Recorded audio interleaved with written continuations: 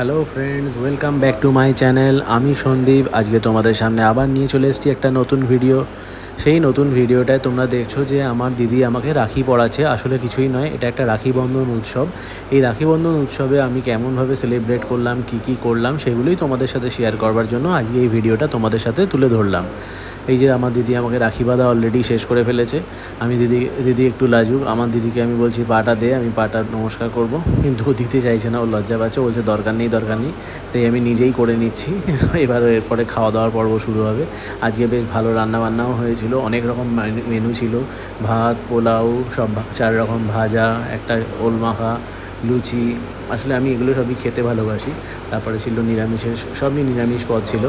আসলে সোমবারে আমি নিরামিষ ছাড়া খাই না।